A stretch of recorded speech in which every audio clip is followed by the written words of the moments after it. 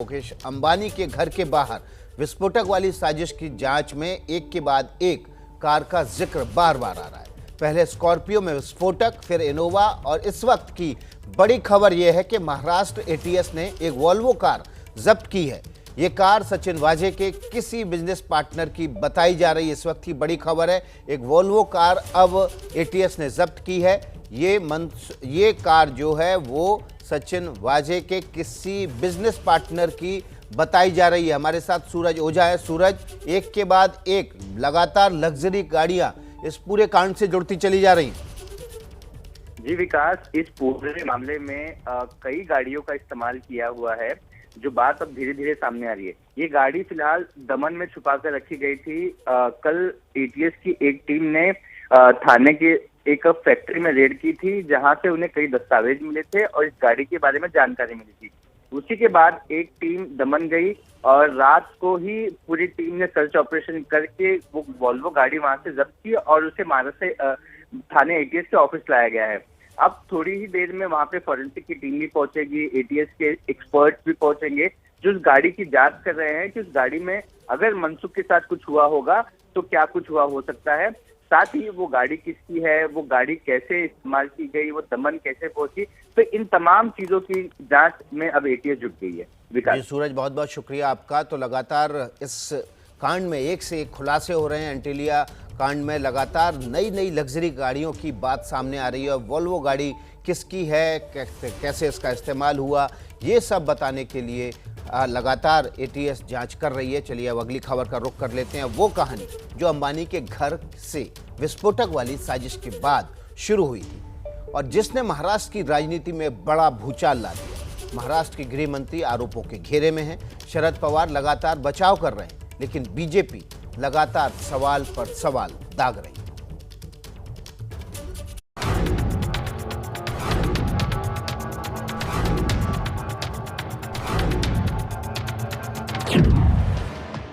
ये वो कागज का टुकड़ा है जो महाराष्ट्र की सरकार की नींव हिला सकता है।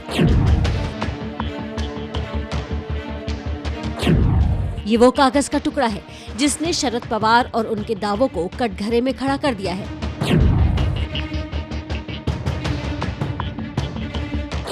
ये वो कागज का टुकड़ा है जिस पर अनिल देशमुख को सफाई देना मुश्किल होगा। इस कागज के टुकड़े को गौर से देखिए। इसमें सबसे ऊपर तारीख लिखी है 15 फरवरी 2021। उसके ठीक नीचे लिखा है समय दोपहर 2 बजे और नीचे है एक नाम, अनिल देशमुख। और इन तीनों को आपस में जोड़ दिया जाए तो जो नतीजा आएगा वो महाराष्ट्र की सियासत में खलबली मचाने वाला है, क्योंकि इस एक अकेले पर्चे ने कई कच्चे चिट्ठों से पर्दा उठा दिया है। और हम ऐसा क्यों कह रहे हैं वो समझने से पहले आपको शरद पवार का ये बयान सुनना चाहिए।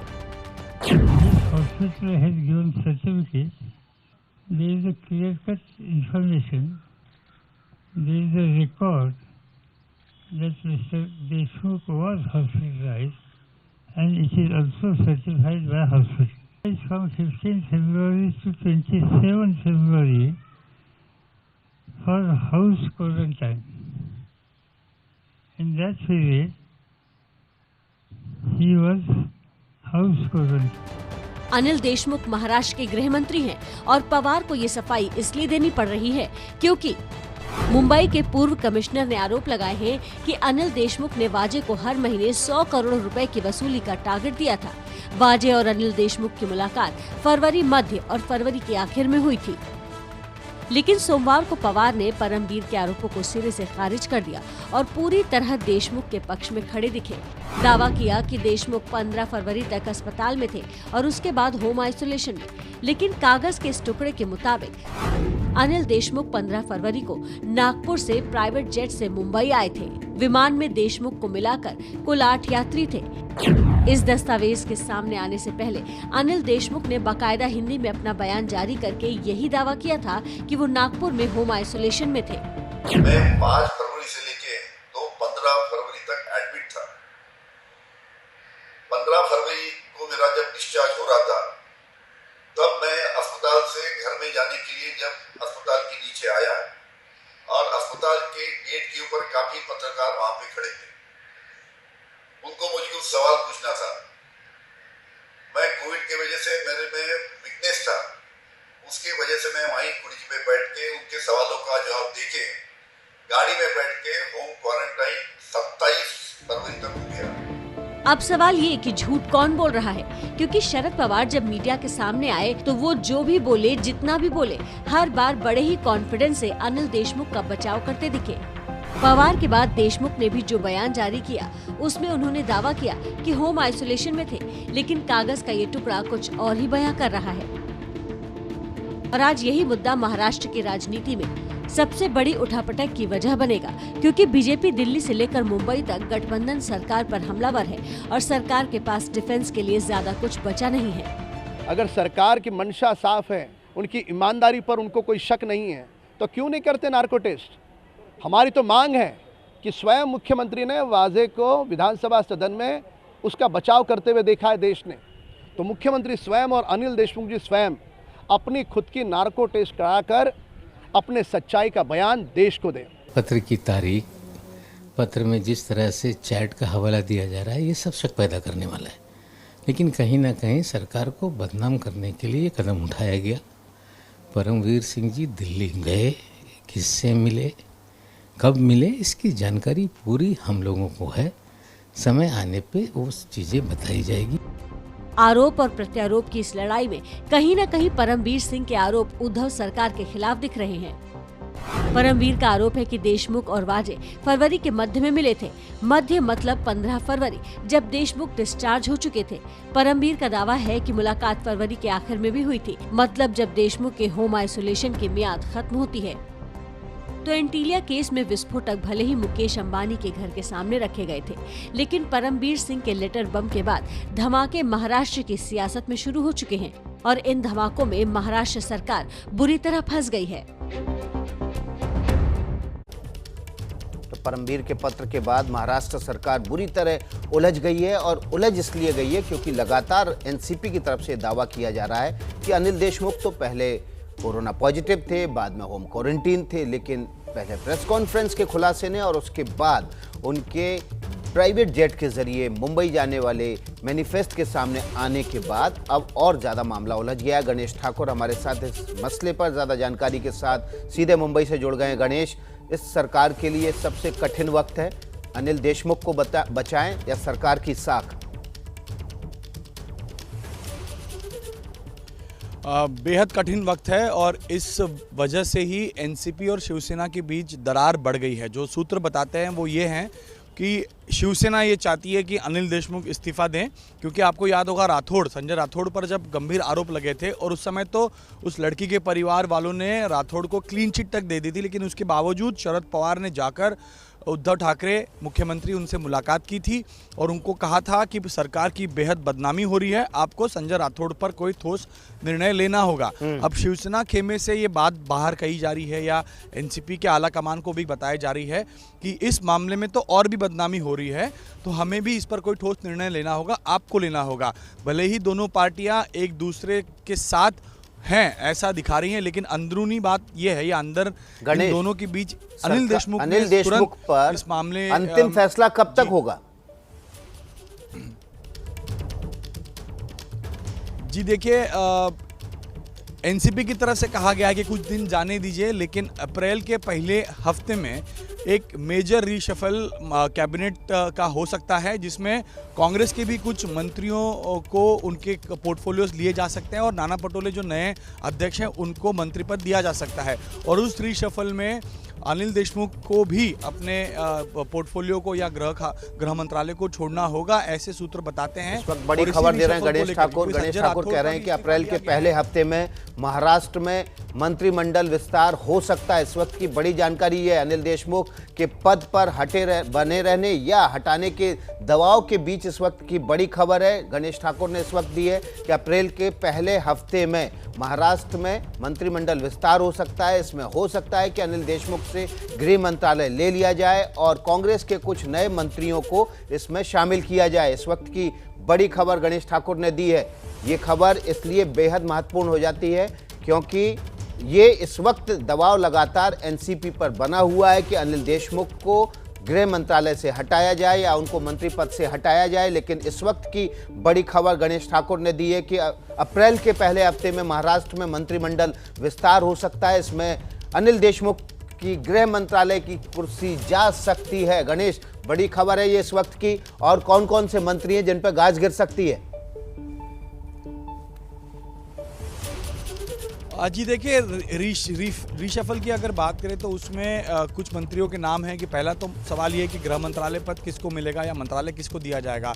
दो नाम है जयंत पाटिल और अजीत पवार का, जो उप मुख्यमंत्री हैं।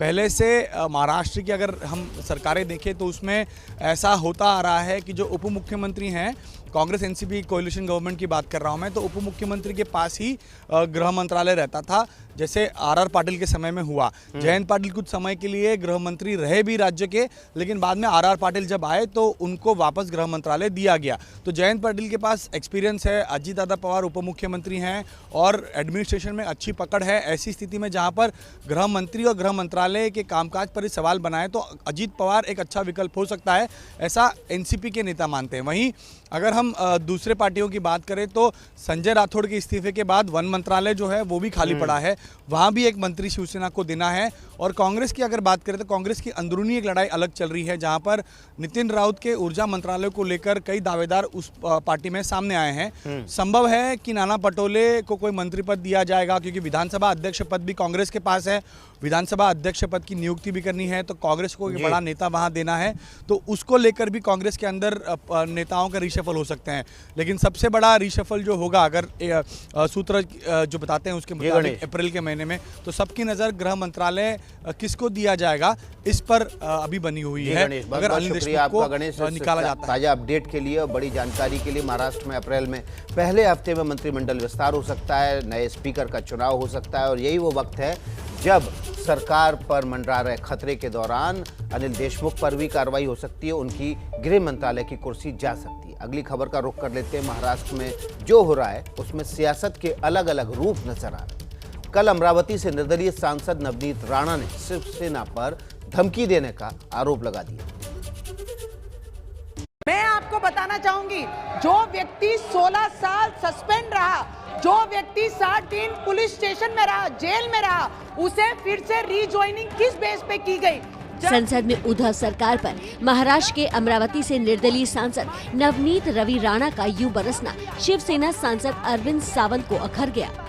मैं आपको बताती हूँ कि हमारे महाराष्ट्र में मुख्यमंत्री जी के ही बोलने के कारण ये सब प्रकरण चल रहा है, बाकी कोई इसमें इन्वॉल्व नहीं है। किसकी ट्रांसफर कहाँ से करनी है, किससे खंडनी वसूल करनी है। नवनीत राणा का आरोप है कि अरविंद सावंत ने उन्हें बीच सदन में ही धमकी दे दी। हालांकि अरविंद सावंत ने इन आरोपों से इनकार किया।